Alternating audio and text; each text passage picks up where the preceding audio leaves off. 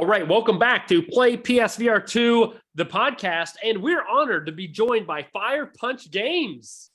Hey. All right. Yes, it is our great pleasure and privilege to have you join us. So for the listeners, the viewers who might not be familiar, this is Luca and Simon of Firepunchd Games. They're a core team of 2 people. They have some extra people working on some games for them for PSVR2. And just a quick rundown of some previous games you guys have worked on. We see you guys have developed Chicken Jump and Ridiculous Glitching and Cool Cubes. But most importantly, we're here to talk about Tentacular for PSVR2. So yeah, if there's any specific details you want to spill about your company, or maybe just, have you worked on any other VR games besides Tentacular, or was this your first jump into the VR space? Yeah, as a commercial product, yes, but we work for us with client work, and we had like clients that were providing VR experience for museum or exhibition, stuff like that. Nice. And I have to admit, Alex jumped the gun. The very first question I was going to ask is, Alex got a new haircut. I think he looks foolish. I want you to rate his haircut on a scale of 1 well, to 10. It's more hair than I have, so I'm kind of jealous, actually. I guess he wins. Well, I think he looks like a big time goober, but he has still more options than me. Yeah, I would say. That is definitely fair. And it's the second question. I'll let you start, Alex, because we already covered our gamer news. Okay, yeah. So one thing we do on the podcast is we lead off the top with what our gamer juice is. This is what we're drinking for the podcast, or for you guys probably. Is there a beverage of choice that you have when you're making games or when you're playing games, something like that? Just what do you like to sip on while you're at work or at play? Yeah, being Italian, I drink my own espresso. I do at home. Nice. Yeah, I'm also a coffee person for work. I really enjoy coffee. I mean, you can't have too many, so it's tricky. Is there a rule that like you can't have an espresso past like 4, otherwise you won't be able to sleep, or do you just drink them any time of the day? I don't have this kind of problem. Some people are more sensible than others. Yes, but in general, yeah. How about you, Simon? You just drink coffee whenever you want? No, I also have to stop after a certain time. I mean, like this, yeah, especially the morning, afternoon, and then I have to stop. But there's a rule about cappuccino, because since Luca is Italian. Yeah, you have to explain, Luca. In Italy, like cappuccino is breakfast stuff. So if you order like cappuccino like in the middle of the afternoon, people will look at you weird. And if you ask cappuccino during a meal, the waiter will most likely refuse to even bring to you. They throw you out of the restaurant, maybe. Oh, this is good to know. If I ever go to Europe, I need this cultural information, because I drink coffee nonstop, whether it's 9 o'clock at night, 8 o'clock in the morning, whatever. That's typically my go-to juice. But also, it's not a fancy coffee. It's just home-brewed coffee that I pour over ice and just drink it like water. But yeah, thanks. And here's the thing. Alex is the cappuccino of this podcast. So if you want to throw him out, do it at any point in this interview. Just kick him out. But I do want to start with, I know Tentacular is on Oculus, and I personally don't have one. I'm pretty much PSVR exclusive, and so I'm going in blind into this game. So I would like you to give me a high-level overview of what me and the fans here can expect from you and the new game that will be a launch title here for the PSVR2. Okay, my short description is like, you are a giant tentacle monster. Try to fit in society. This is like the shortest I can do. It sounds like Alex in everyday life. Man, I'm just ripping on you hard.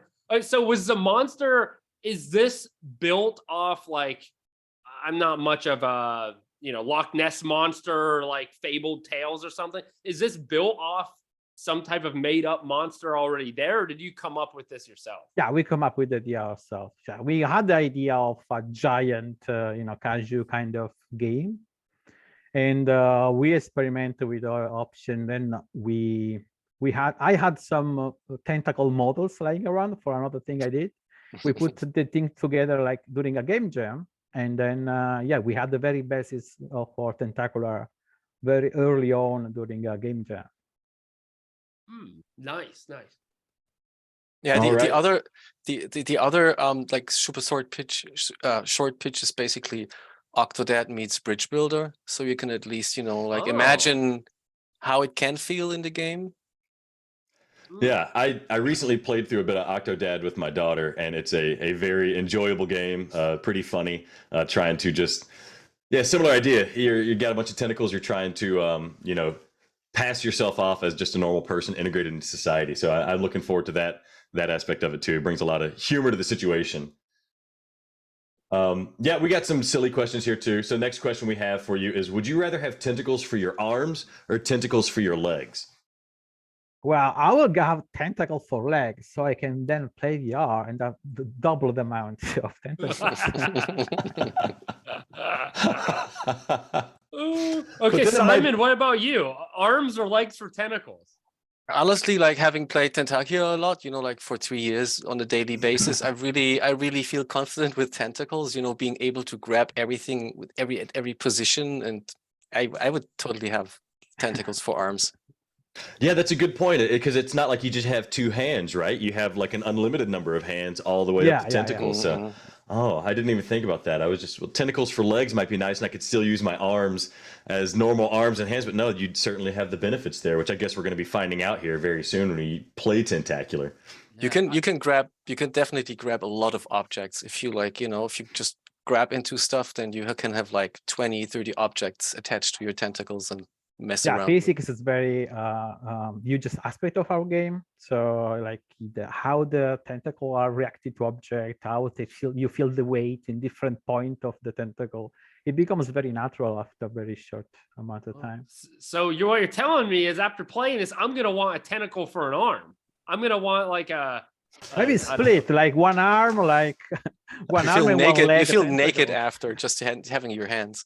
I'm gonna play this game naked, and then I'm gonna want tentacle. Okay, that's what. Imagine the damage you could do on the buffet. Like, oh look, there's some hors d'oeuvres. Boom, and you just have a whole arm. Everything, yes.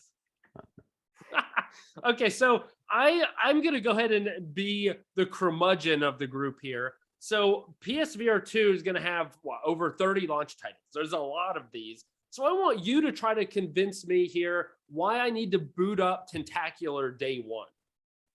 First, because it's the best game ever, of course. Oh, good start. Good start. Second, it's like it's a very immersive game, and it's very easy to get into. And since everything is physics based, you really like feel like you are in a different place. It's not just a backdrop where everything is like weightless, where everything is like a video game. Like it's so, the physics in the game is so like precise that you really feel you belong in this giant world. It's okay, Simon.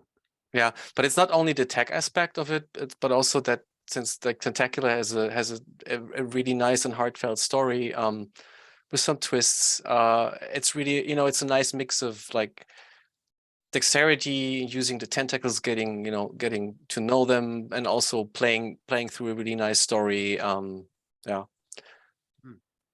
Nice. Yeah. Nice. It's certainly a game that I'm excited. I like these games that have like almost like a homey feel to them, and there's a fun aspect too. Of course, this is the first time we're seeing a lot of this technology and innovation, especially again coming straight from the PSVR, which is old tech at this point. So I'm expecting it's going to blow me away, and I can't wait to contact you afterward. Be like, I want a tentacle. You need to start selling a tentacle with this game so I can just put it on my arms. And well, Luca started 3D printing tentacles, but that's, I guess, not the same thing if you. Yeah, it's kind of rigid.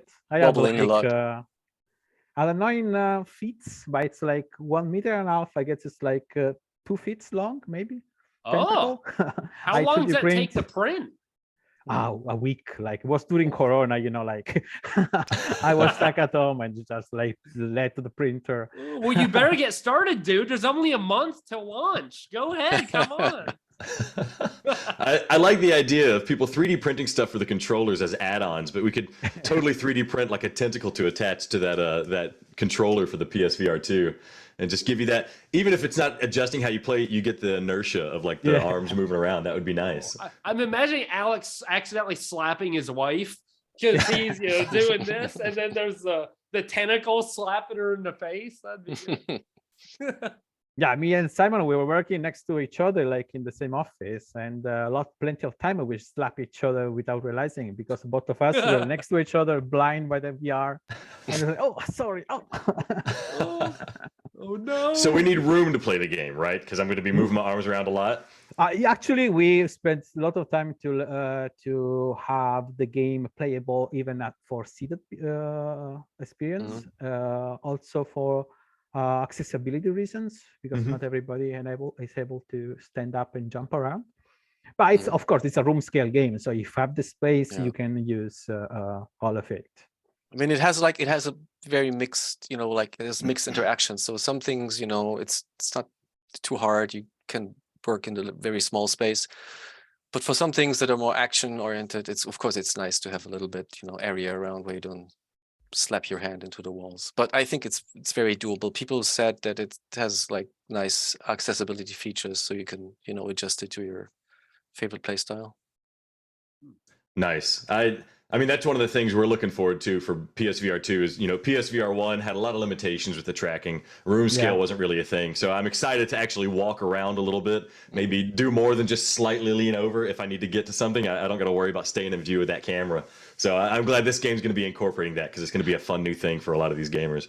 And one thing that's really interesting about the tentacle controller is that since it extends your controller anyway, you have a lot more reach than in other games. So in some games where you have problems picking up things, they use some teleporting mechanic where it teleports the object into your hand. Like in Tentacular, no matter how, you have half a meter or how long it is in reality that extend, and you can grab things without actually having to go there. Picking up stuff is really nice. You just, slap it down and and also we put some effort to not having we have almost no UI. Everything is physics based. Everything is either a button or lever, and you can grab physical stuff. You don't have to teleport. You don't have to make it. We remove all the friction between the actual gameplay and the user.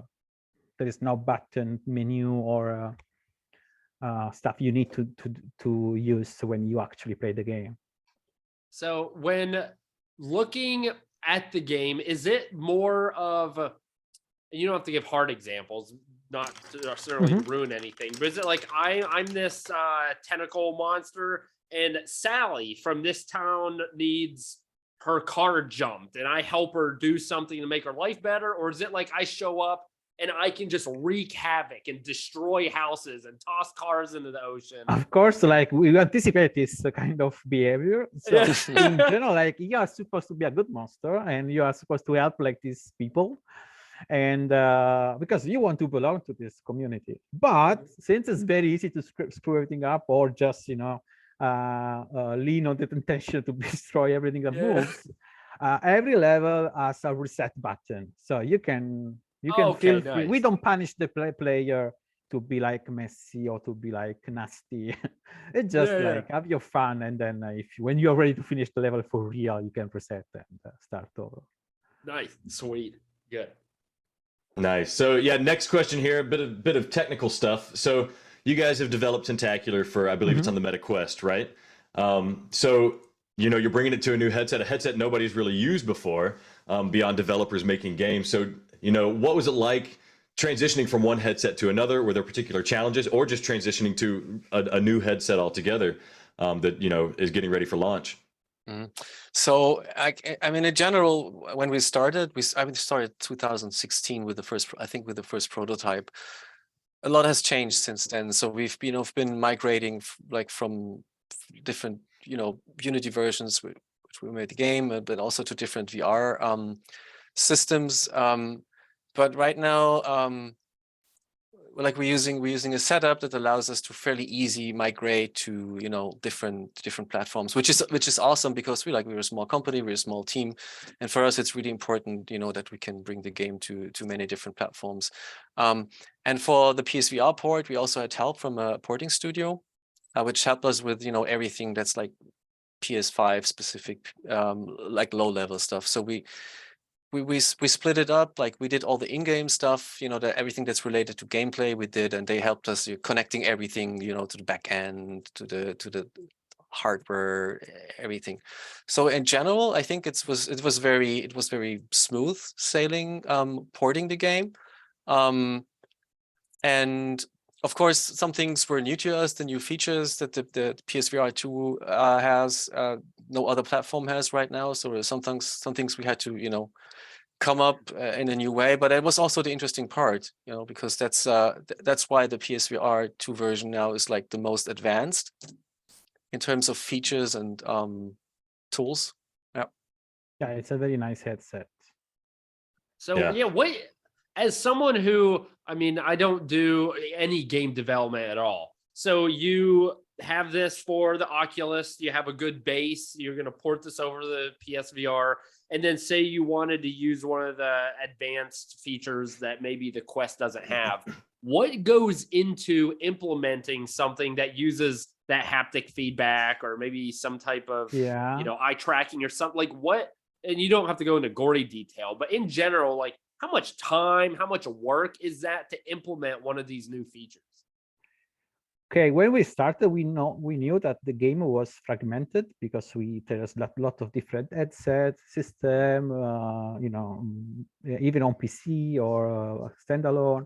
So we always had this layer of abstraction. What is the game and what are the control, like the hardware side? So there is like this. And for special feature that just belong to one platform to the other, we had in the code some kind of flags that we say, okay, if we are compiling for this platform, please ignore this chunk of code and instead refer to this one, kind of to simplify. Of course, there is more to it. But as a abstractive from like a high level point of view, is basically a lot of flags and especially thinking in advance about this, anticipate this kind of problem. So go ahead, Alex. So I think, I think in general, the platforms and also the game engine we're using, of course, they provide most of the stuff you need to make it work. And the actually getting like the tech to work is not that hard, because then it comes down to again to like polish or like creating content. In terms of haptics. The haptics are much more advanced than the legacy haptics we're using for other platforms. So that means you have to come up with like new ideas, create new content. So it's at that point it's mostly content work. You think about, okay, how can this feel? How this is supposed to feel. Instead of just one rumble, it's like it's like a series of rumbles that mimic the situation you're in. So it's mostly content work. In terms of the eye tracking, which is one of the most interesting experiences, it's super easy to implement, but then like fine-tuning it was really interesting. Things like, okay, I look somewhere, then I track it basically and I can give feedback, but then when I look away, do I want the tracking to be lost, or do I want the tracking to stay on like the character and things like that? And it comes into polish and tinkering with the whole system, because it's something new. It's not something that we're used to. It's a new tool. It's a new tool in our disposal. That's so this next is kind of a two-part question. The first part is, have you guys played the original PSVR, or maybe you guys are just working so much you don't actually get to play for fun? But have you used the PSVR? Honestly, like most of our like experiences like in a PC, but at the beginning, especially in Quest. But of course, as a developer, we had access to all like devices. So we had we played like the original PlayStation VR. We also had at some point like we tried to develop something for PlayStation VR1, but was kind of limited for our kind of game.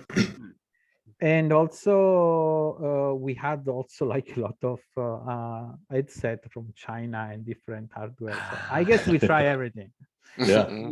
Okay, that's so. What I was hoping is that you, and maybe you could even go ahead and share. I don't know what you can or can't say. Don't get yourself in trouble. But what do you think after using and developing for the PSVR2 that we fans can look forward to? Something that maybe excited you, or something that's like game changing that you think we're really going to like, things that stuck out to you? Could you give us any suggestions or info on what you think we're going to love about the headset? So I mean, for me, like in terms of features, it's about features for the game, right? So for me personally, it was the eye tracking, because like in the game before, the way you interact with the little humans is you tap them. You know, like it's like you tenderly tap them on the head and they start talking, which was super important for us, and we didn't want to lose that. So like you start in the game like that, but once during development, when we had the eye tracking implemented, we just realized how comfortable it is. You know, just how smooth and streamlined it makes the whole experience. Because at the beginning it's fun to tap, but after a while, you know, you get tired because it's like you're moving all the time and things. And after the gaze tracking was implemented, we just realized, oh wow, this is really, you know, this is really comfortable. This changes the way, you know, the game feels. That's one of the things. And one of the other things is with the haptics, with the advanced haptics, is that we were just able to have special moments which were really hard to make like special in terms of rumble and haptics, and we could, you know, just really make them much more important and let the player feel much more what's going on around him. And these are often things that you only realize when you're missing them if you play the, you know, an older headset after. So these features are going to be really interesting, I guess, for the players. Yeah. So the eye tracking, is it like I look at a human and then I just click a button on the controller and then that signals that person to talk? I'm assuming, is that how it works? Yeah, but also the character look at you, you know, can look you back. That's it's like another layer of interaction that you can have in a game. Wow. Also, I guess like it's not our case, but I guess you can, you could also develop some kind of aim assist where you're shooting an enemy, but also like kind of, you know, looking in the general direction. And yeah, it's also like the headset itself technically is very, very good resolution. And if you are coming from PlayStation VR1, the jump is very significant. In quality and yeah, experience in general. It's very nice, well done device in general. Good. That's Alex. I keep asking questions and cutting you off. I'm sorry. I'll let you take the floor for a bit, Alex. You ask questions you want because I've just been firing off. No, I mean, one thing that, you know, I didn't come across necessarily in the trailers that I watched and the footage I watched is that it sounds like you guys are really emphasizing the feeling that you're getting. I'm a guy who really enjoys if, you know, there's some kind of emotion or some kind of feeling or sense that you can get in a game, especially in VR. So things like eye contact and, you know, as you mentioned, Simon, like tenderly tapping them on the head or just these kind of touching moments enhanced by haptics. I'm really excited about that stuff. So I'm glad to see you guys are working on that. But shifting gears a little bit, we got a bonus round. I'm going to hit you guys with some octopus or tentacle related questions. This is kind of a trivia round, so go ahead and pipe up if you know what the answer is. And Adam, you keep score for me. The winner, I'll take a picture of myself and sign it and scan it and email it to one of you, so you can, you know, save that for whenever I'm famous one day. Maybe it'll be worth something. So it won't be. It won't be. Or I'll send you a lock of my hair that I just cut. How about that? So first question. You guys ready? Ready. All right. First question. What did the octopus say when he found out his wife had 10 tentacles? Uh-oh. They're making a tentacle game and they don't know these tentacles. They don't know these tentacle questions? Who's that sucker? Who was that sucker? That's close. Luca, you got 2 seconds. 1, 2. I can't. Okay. No, he said, you've got to be squidding me. You've got to be squidding me. There you go. Okay. Squid, 10 tentacles. There we go. Technical, because squid has 10 appendages. Yep. It's not a tentapus, octopus. It's a squid. Yeah. All right. I didn't even know that. Okay. How do you make an octopus sing 1 octave higher?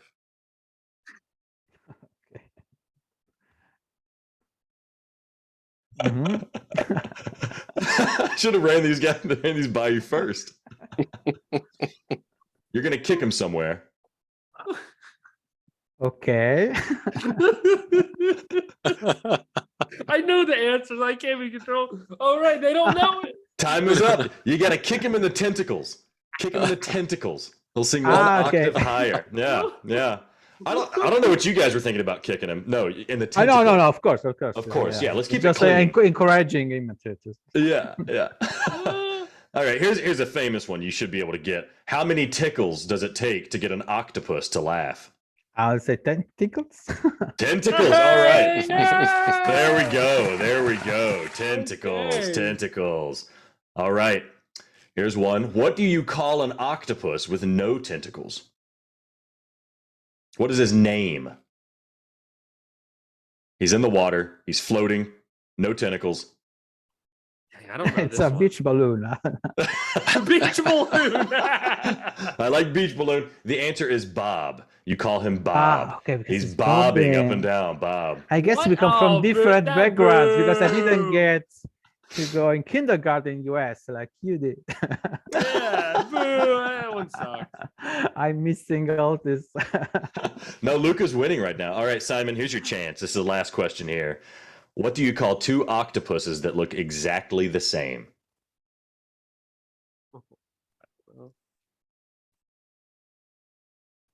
I don't know that one either. That's a I don't know. Come on, Luca, win. Win it. Yeah, look. What's the answer though? I gotta know. They are identical. They are identical. Okay.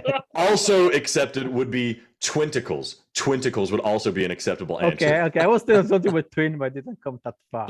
I'm sorry.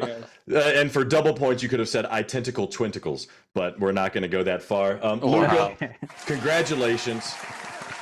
You got okay. I got one. You got 1 out of 5. Simon, I'm sorry. We can do a rematch later, maybe for Tentacular 2. I'd be happy to do that, and I'll run them by you so you get a little bit of an advantage next time going into one of these. Thank you for abiding me. I love these dad jokes. I had to make sure they got on the podcast. Some of them were pretty good. Like that, kick them into tentacles. That one I like. I'm gonna use that one out in public with no context. I'm just gonna start asking them. So, are there tentacle jokes in a Tentacular, kind of like what Alex was saying, or are you not that lame and that like punny as we? There is plenty of lameness in our game. And of course, it's a very light-hearted game, so there's a lot of jokes and a lot of puns. Actually, we're lying in the game because those are not tentacles; those are actually arms. We got corrected by a biggest Reddit bummer. User. Those are arms. Squid got tentacles. Octopuses have arms. So. Wow, and that's a lie. That explains everything as to why you didn't get the answers right. Simon, you get an extra point. Yeah, now it's tied. Because we had all these tentacle jokes, and they should have been arm jokes. So I apologize. We'll come back with arm jokes next. Yeah, we were not prepared. Yeah, of course. There's also a loading screen that mentions that because some random user in Reddit was complaining. Oh, this is not a tentacle. Octopus, they don't have tentacles. Oh gosh. They're technical arms. We should rename the game. And in the beginning, I was thinking the game would just be called Suckers. But then I guess that would have been all Suckers. Yeah, it would have been worse. I mean, yeah, Googling for Tentacular is already can be pretty, Yeah. Okay. Here's one. Since we're talking about arms now, what has 4 legs and an arm? I apologize in advance for whatever Adam's about to drop on you guys. Nothing. It's not bad. A happy pit bull. Do I even get that? I get it. Even mean? The pit bull has ripped the arm off of something, Adam. Is that what that means? Yeah, that's what that means. Oh, okay. As we start to wrap up here, we don't want to take too much of your guys' time. You've already mentioned some of the features that PSVR2 now offers that you've included in your game, but would you mind listing like all of them that you've included that maybe are PSVR2 specific, like maybe the eye tracking, or what are some of the features that we could look forward to using in Tentacular? So yeah, the eye tracking I think stands out the most for me. Then there's the advanced haptics, We're also using the triggers, the force triggers, but those are the same. Those are the same on the PS5 controller. Oh, and no then way, there's dude. That's awesome. Nice. yeah, and then there's the head rumble. Oh, is Ah, it called rumble? I don't. The head Haptics, yeah, something like head that. haptics. Yeah. oh, This is really fun, but it's also we have to be careful with that because of course, you know, it's very intense in a way. If you suddenly get this In one scene, we had to tone it down because testers were complaining. but it's my favorite moment, and I don't want to spoil the game, but there's like let's say there's a party, there's a DJ, and it's like a little rave, and you can feel the beat if you get closer to the. It's a tiny thing, but you know, yeah, you feel the beat if you get closer to the speakers. So this is so good. So I like how you guys are incorporating a lot of those newer features into this game, which is exactly, as someone who just bought a $500 headset, we want to play games that use these features. So that's awesome that you've incorporated them. And it's like, I don't know, have you guys seen there? I'm sure it's a gimmick where I think it's called Woofer, where that you put something on your chest and play music through like Bluetooth, and you're supposed to be able to feel the music. Okay, no, I never played that. This headset, almost what you mentioned, like with the party and DJs. Yeah, maybe you could feel like that. I mean, I don't know. Obviously, I haven't tried it, but I can't wait to play it now. I'm gonna know exactly what point you're talking about too, and I'll be like, "That's Simon." Yes. What I want, and I know the game it might have gone gold or is going gold pretty soon, or maybe you're done with it. In a future patch, can you give me a secret code that I can put in so that I can crank that intensity up all the way? I want to feel. I want the Simon experience. I want the full on. I want my head. I want to jostle my brain inside my skull with those haptics. So. Yeah. You need to sign like I'll sign whatever you need me to. Oh, that's awesome. Okay, well, so as again, we don't want to take as much of your time here during the day. I know it's a busy season. I want to give you an opportunity to talk about Tentacular. Where are your websites? Where can we get more information about Firepunchd games and maybe you two? So anything you want to plug or discuss with the listeners? Yeah, we are running a Discord chat where like player hangout, and this is like where the point where we interact the most with our players. Also, both of us are on Twitter. Simon is at Firepunchd, and I'm at Mr. Luca, Mr. Luca Games, and yeah, there is a website, tentacular.com, where you can visit and just like go and check where you can get the game from. Yeah, and we love to get feedback. So if anyone is playing the game and wants to complain or wants to get some hints, we had some really funny interactions with players that needed help for some of the achievements, which are a bit longer, tricky. Let's say tricky. So that was really fun to to give some hints but not spoil everything and things like that. Yeah. Oh, I may Also, reach out. I like to do. I'm a minor platinum.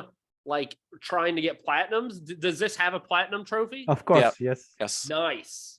Okay, well, I'll probably have to reach out because I probably won't be able to get them all, but I'm excited now. That is awesome. And we'll also have all of their links, Discord, all of that in the description of the podcast if you want to check them out. Any final questions from you, Alex, before we end the segment? No, I just want to say thank you, guys. This is great. I'm super excited about Tentacular. I can't wait to see what it's like to have these extremely long arms with a million little hands on them. And I'm super excited to see the functionality of the PSVR2 in this kind of game. I love this kind of stuff with the fun attitude mixed in with some touching moments and exciting gameplay mechanics. So thank you so much for your time today. And thank Adam, you for having us. Yeah, thanks. Yeah, thanks for joining us. I know you guys are Looking forward for your feedback about giant tentacles. Can't wait. The sucker's ready. Okay, fans, again, remember to check out Firepunchd Games, Tentacular, the PSVR2 launch title. Simon, Luca, thank you again. We appreciate it. And thanks for joining Play PSVR2, the podcast.